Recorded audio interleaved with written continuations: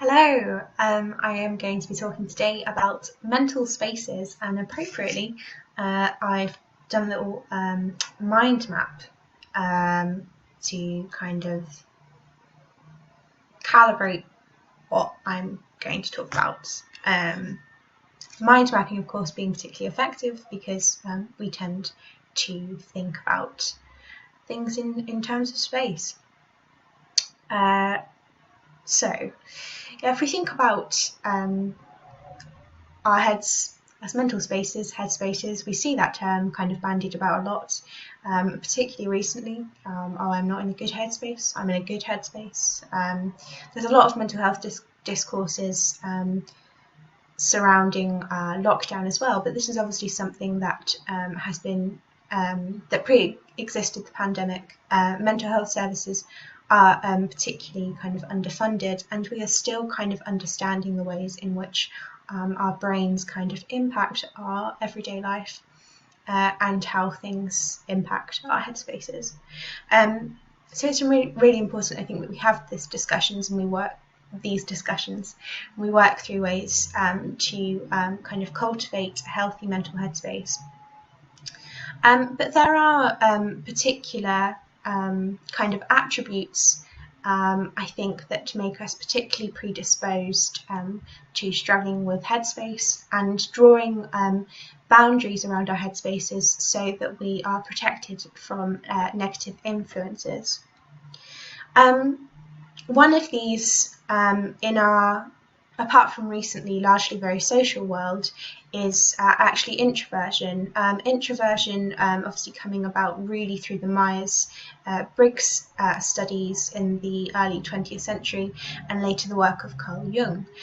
Introversion kind of is the principle that there are individuals, introverts, who draw their energy from being alone or with a select few people, rather than extroversion, in which you draw your energy from groups of people, from being in kind of more public spaces. So sort of a relation between the interior and the exterior there, but this is slightly complicated because introverts can also have a very healthy relationship with the outside environment. It just means that maybe not so much city spaces. Partly this can be complicated by social introversion as well, which sort of complicates this scale. Worth saying as well, I think, that actually not all quiet individuals are introverts. There tends to be this link up, but that's not always the case. But essentially, what's a healthy headspace for an introvert? It's someone who can choose to interact socially in ways that are kind of helpful for them, rather than coming away and feeling exhausted and overwhelmed. Kind of an arrow shooting off from introversion, to use my sort of mind mapping terminology, is empathy, being an empath. So empaths are people, they tend to have a very large interest in people. They're quite intuitive. This can mean, though, sometimes if they're in a room full of people, they take on so much the thoughts and feelings of others that it's exhausting for them, or it's difficult for them to keep up. They're sort of processing things on a slightly different level, perhaps, from some other people. Interestingly, this is actually a quote from John Keats, the Romantic poet, in a letter from 1818. He wrote to his friend Richard Woodhouse, and he talks about the poetical character. He says a poet has no character. He says, I have no nature. When I am in a room with people, if I am ever free from speculating on creations of my own brain, then not myself goes home to myself, but the identity of everyone in the room begins so to press upon me that I am in a very little time annihilated. And this, in many ways, kind of summarises the sense of what it's like to be an empath. So an empath will come away from social interactions and sometimes feel quite fatigued, even though they might have enjoyed them at the time. There's a level of listening going on that maybe isn't the case with all individuals, and if you're interested in that and developing your skills as an active listener, because we can always work on these attributes, even if they're not necessarily kind of more innate to us, you can look into that as well. So kind of drawing on from empathy, there's also being a highly sensitive person. This is someone that's not just very attuned to thoughts and feelings of people, but is sensitive to everything that happens in their environment. So they're very, they feel things on a very kind of deep level, and there's also a sense of living in high definition. So things can be quite overwhelming.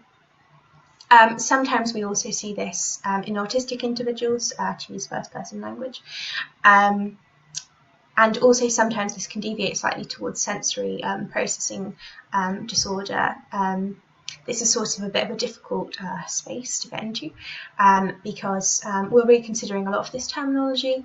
Our language is kind of shifting around how we talk about these things, and historically, we might have termed some of these attributes as being neurodivergent, so deviating from the norm, branching off in a different direction. But it's probably more healthy to think about being neurodiverse, and even that is kind of tricky because we assume that there's kind of a norm there. But sometimes as well, this is really helpful for individuals and their identity. So it's really about kind of listening to those individuals and seeing how they wish to refer to themselves and talk about their own kind of experience of the world. A slightly more kind of difficult kind of corner of this discussion is around trauma brain. So trauma brain is something that also affects our kind of sense of self and our headspace.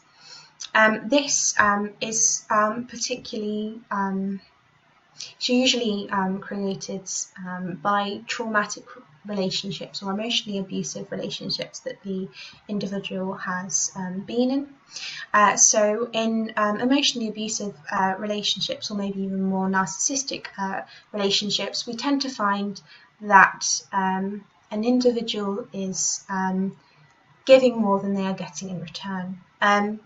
In all relationships, it can sometimes be a bit tricky to assert our wants and needs, and sometimes we will find that we feel we are carrying a bit too much, or we are giving more than we are getting back.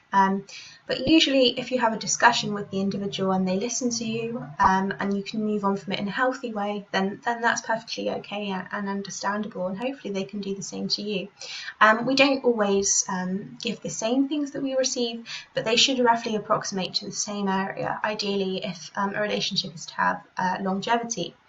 Alas, in an emotionally abusive context, we don't see this happening. And normally if an individual addresses ways in which they feel neglected, or the behaviour of their partner has been abusive, we can also sometimes see something happening called gaslighting. So an individual will tell them that they've remembered things wrong, or they're being too emotional or sensitive, and kind of dismiss their feelings.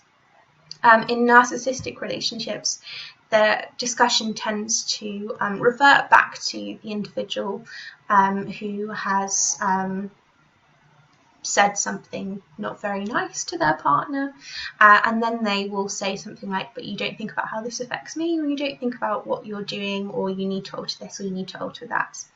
Over time, this kind of erodes the individual's sense of self. So this actually comes from, this term comes from a film called Gaslight, in which a husband tricked his wife into thinking she was going mad because he slowly started dimming all the lights, and she would say, "Oh, I think the house is getting darker," and he said, "No, you're not seeing that right.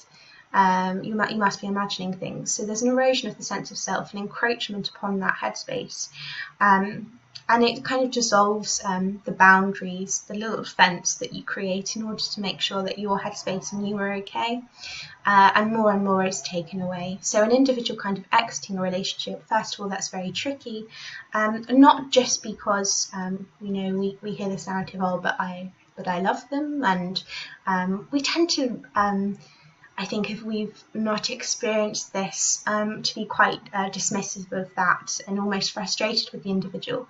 But sometimes what they are saying is, actually, I have a dependency on this individual because they have half of my head, and I don't know how to like walk away and be okay because my sense of self has been eroded so much, and so kind of subtly I didn't notice.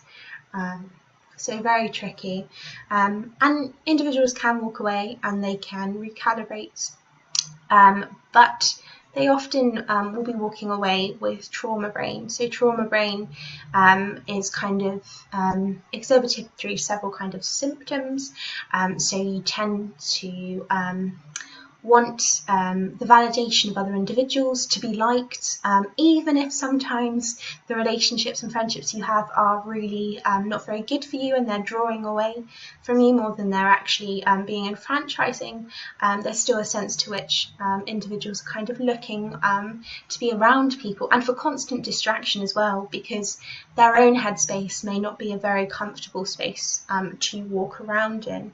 We also can think about PTSD. You probably have heard this term, post-traumatic stress disorder. So the revisiting of memories, things that have happened before, that make being alone quite difficult. This is particularly complicated if you're an individual suffering from trauma brain, but you are an introvert or an empath, because you can't necessarily talk about things and work through things, because with other people, they you're more kind of focusing on them, or you're tired, because social interaction is tiring, and not all social interaction is tiring.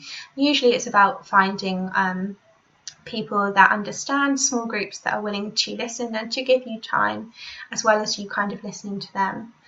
But it can be tricky to cultivate, and to kind of not draw a solid wall around your headspace, but to make sure your defences are okay, so that you can go into a room and think, okay, I'm gonna feel a little bit of tension here, maybe someone rattling the doors a little bit, but I'm gonna come away from this and I'm gonna be okay, and my sense of self is gonna be all right.